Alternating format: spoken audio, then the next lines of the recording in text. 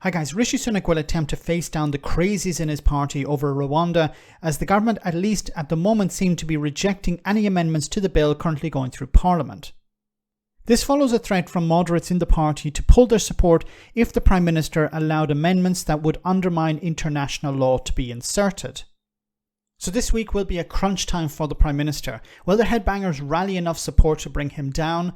One of them, Simon Clarke, appeared on the Politics Live show. Have a listen.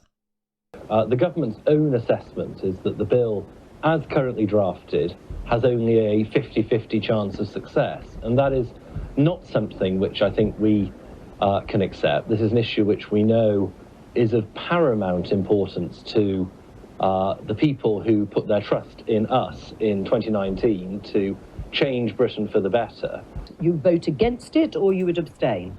I think that's a decision we would need to make collectively, but I am prepared to vote against it myself, speaking personally, because ultimately we have twice now marched the British public up the hill of legislation to enable the Rwanda plan to take effect. We have failed twice. If we fail a third time, and let's be clear, the Prime Minister's decision that we will have an election in the autumn of 2024 means that this legislation will be tested. We will find out whether it works or not before we go to the polls.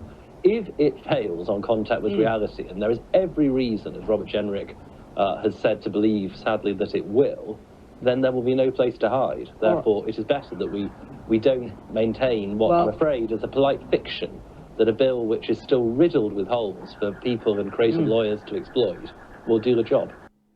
See, the problem with these crazies within the Conservative Party is that they're operating at another level. He mentioned Brexit here, 2019. The problem for them is that they want changes to the bill implemented, amendments made to it.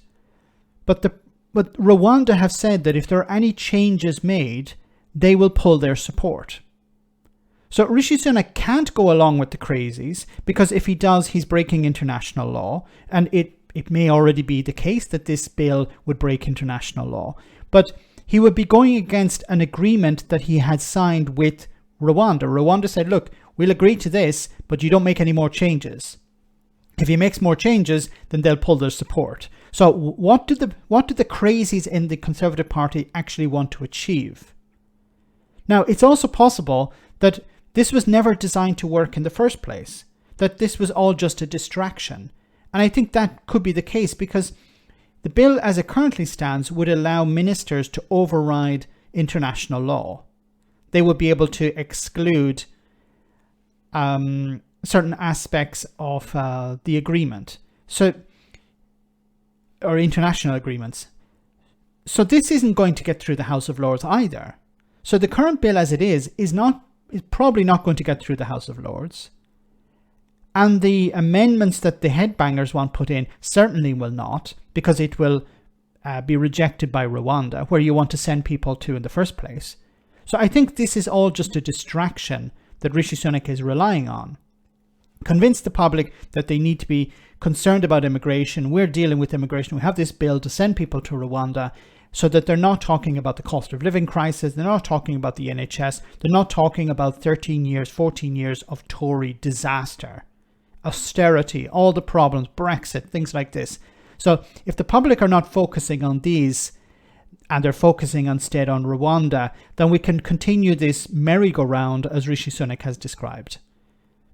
Continually distract the public, talk about immigration, and present themselves as we're working through it, we're finding solutions. But unfortunately, there are even crazier people in the Conservative Party who will never be satisfied. Let me know in the comment section, guys, what you think. As always, your comments are greatly appreciated. Thanks a lot.